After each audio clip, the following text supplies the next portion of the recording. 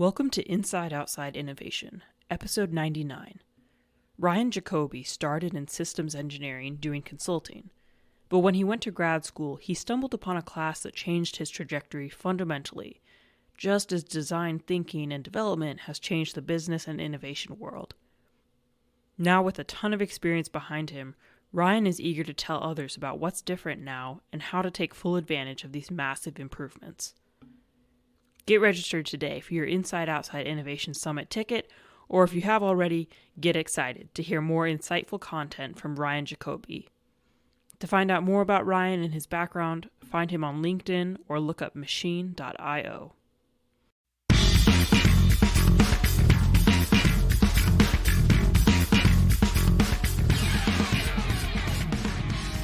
For more information on our team, visit next.co.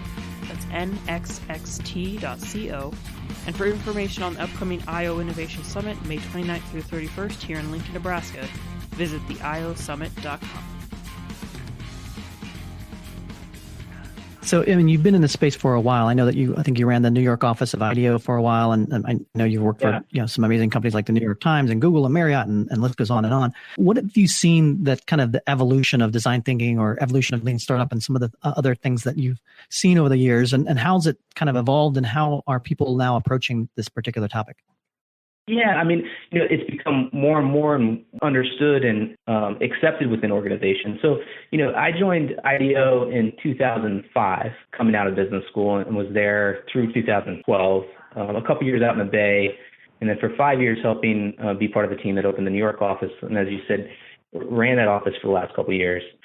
Prior to 2005, who is IDEO and how do they work, and other firms, Frog, Jump, Ziba, all these sort of firms that sort of came from that industrial design heritage or interaction design heritage, they were getting more and more popular. Companies were finding them as well. They were running parts of their business or focused on transformation, so helping companies learn how to incorporate these systems and approaches and processes. And then you have these books being written that changed the way that folks sort of thought about that. It was a different point of view, a different way of working within organizations that people wanted to try and then in some cases adopt. And so like that machine of publicity and awareness has just continued to happen when it comes to design thinking.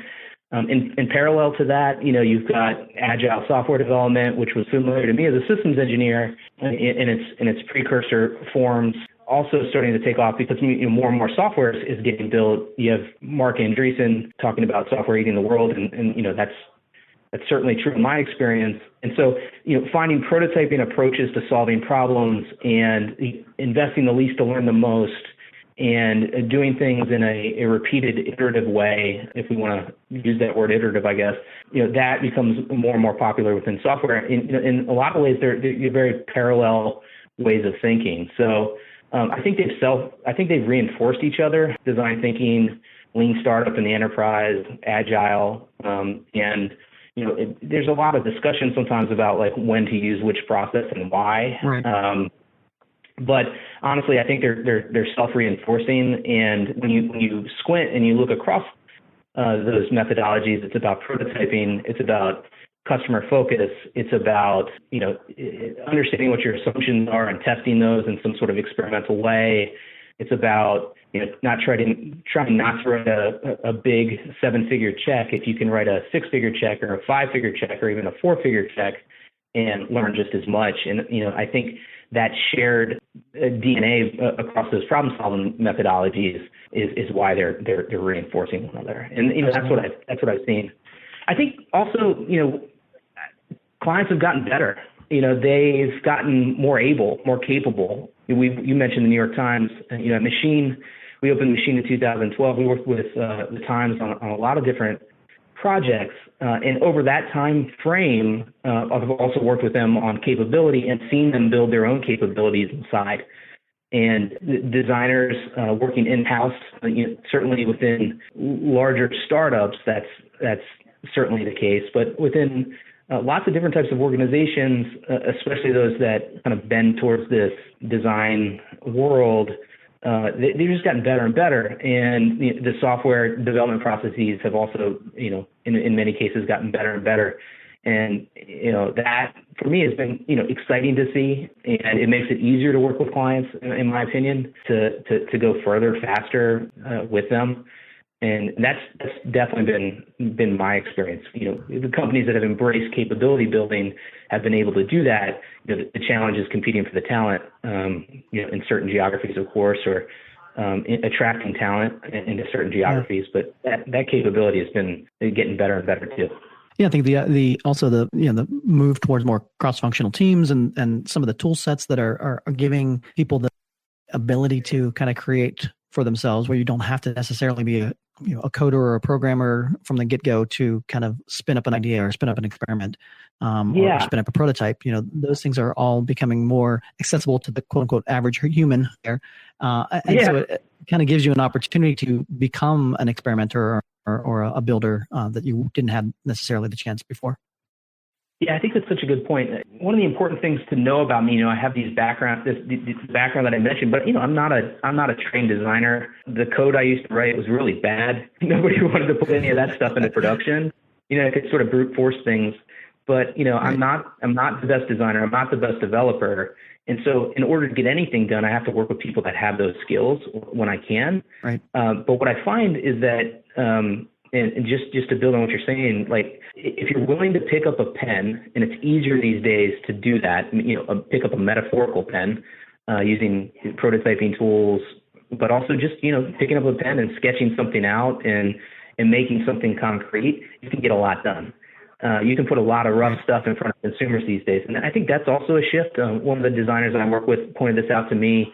She said one of the things she's noticed is how much easier it is to work with consumers around new ideas sooner. Like the idea of rough ideas, and they're totally willing to go with you and improve them and tell you what's wrong with them in a way that, maybe wasn't the case 10 years ago.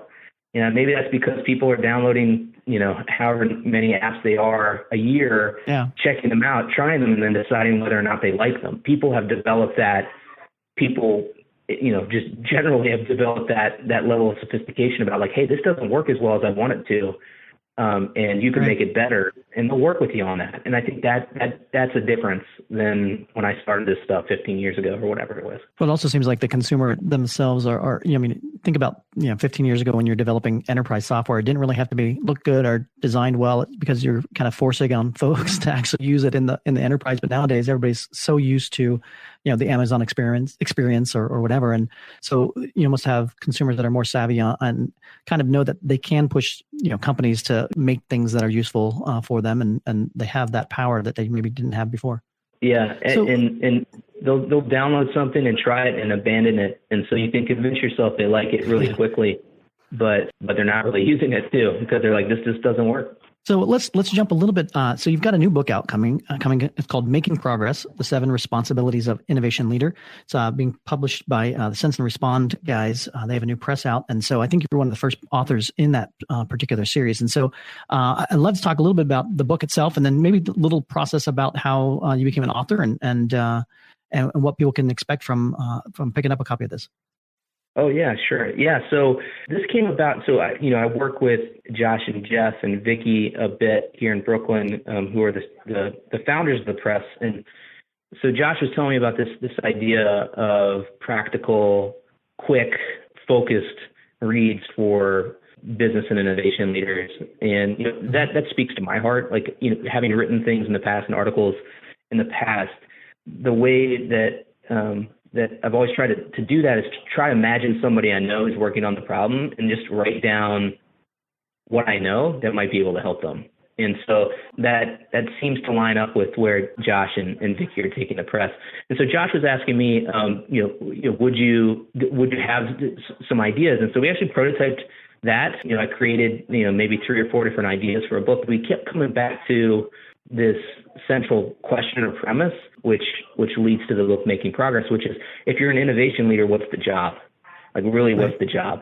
And I have this quirk where I generally accept every LinkedIn invitation. I've worked in venture capital before, and you never know what's going to come over the transom. So it's just good to be open to folks. And so when you do that, you see a lot of weird job descriptions, people sort of asking Are you interested in, coming on board our company to help with innovation leadership? And that set of descriptions for me have always been, fairly baffling and confusing. And you look at them and you're like, wow, that's a lot of stuff you're asking me to do. Right. But I can't necessarily see how it's going to move the organization forward. You have a point of view on that. You're an innovation leader, and that title could be head of product. It could be head of innovation. It could be chief innovation officer. It could be head of growth. There's lots of different roles and titles within organizations, but the job descriptions generally aren't being very clear about, what does it really mean to be successful in that job. And so that's what we thought to do in the book, is say, okay, well, if you are an innovation leader, what's the job? And then what are the responsibilities that will help you to make progress? So, and that's the answer. It's like, overall, if you got to help the organization make progress, and that can be a commercial organization, it could be a startup, it could be a nonprofit, or a church. Like, your goal is to create new ways to make an impact for the organization and scale that impact in the way that's aligned up with the mission of your organization. And you should understand what progress making means. You should help people kind of have a clear view of where we're going to try to do new things and for what reasons. And we think of that as having an innovation agenda. You have to build teams that can build and support them in that. And there's a lot been written there. You got to give great feedback. And just, we have 7 of these responsibilities in the book, which we'll talk about at the conference, of course. But they're all laddering up to, ultimately at the end of the day, at the end of the hour, at the end of the week, you're trying to make progress. You're trying to move things forward, in that the types of initiatives that are making progress should, and it just doesn't always happen, but they should be the places that get the investment. So if you're an innovation leader, in that type of role, that's what you should be doing. You should be setting it up so your teams can make progress, and the places that are leading to progress get more investment. And then you basically starve the places that aren't.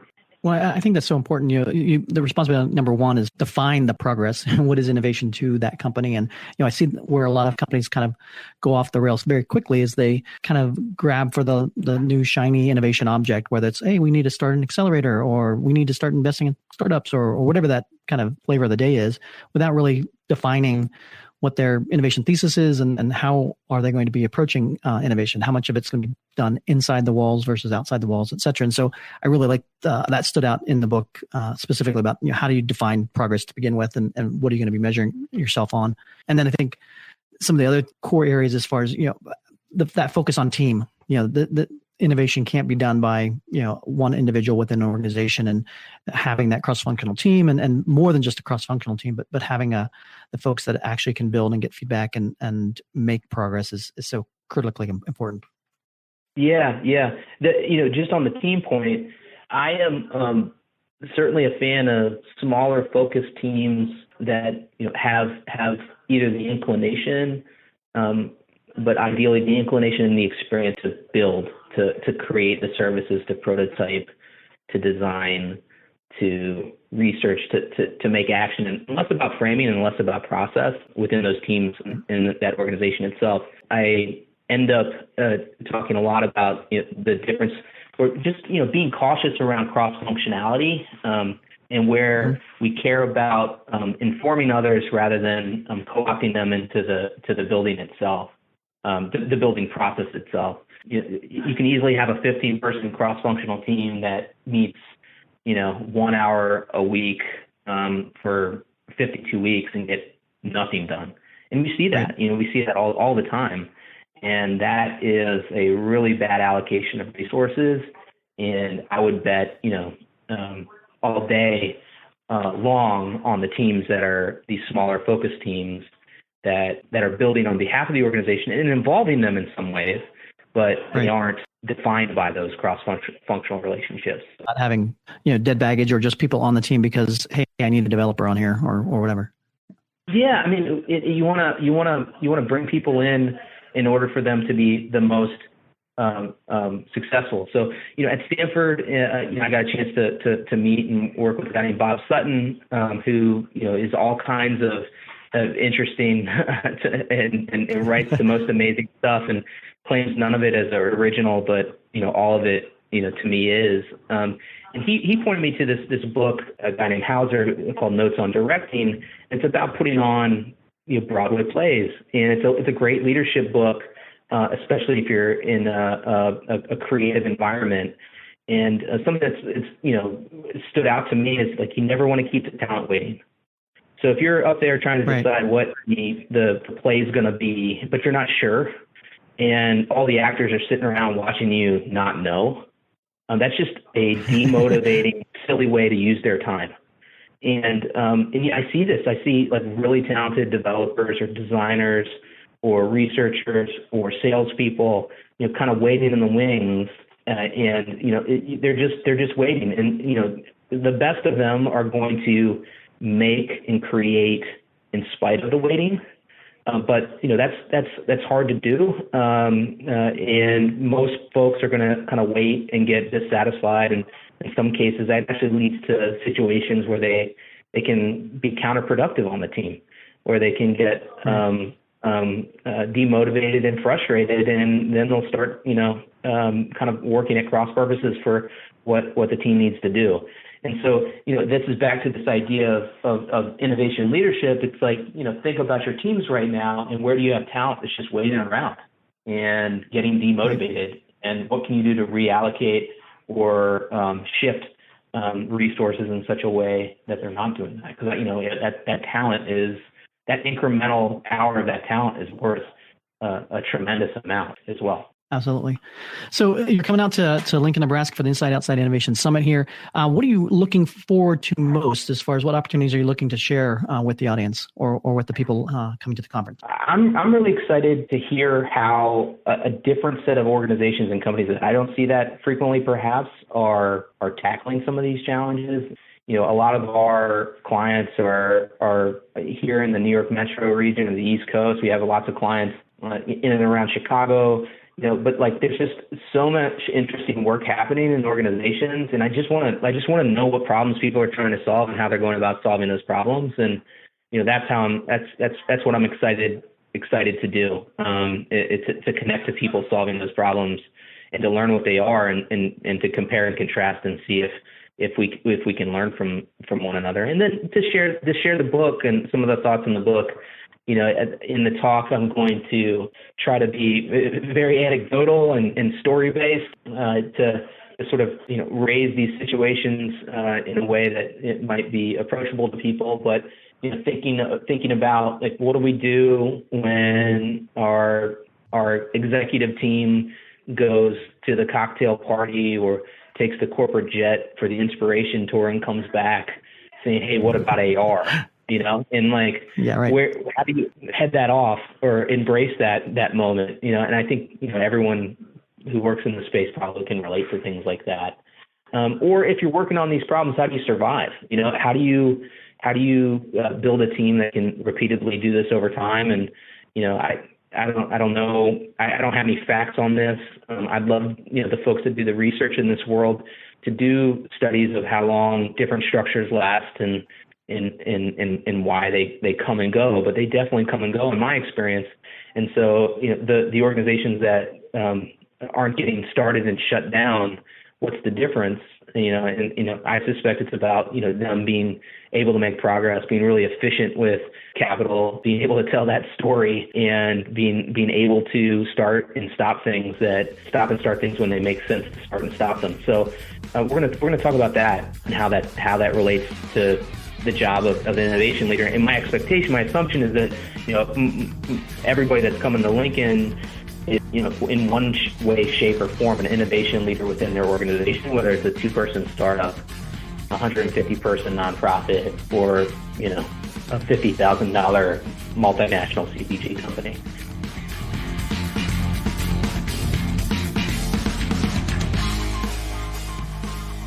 That wraps up another episode of Inside Outside Innovation.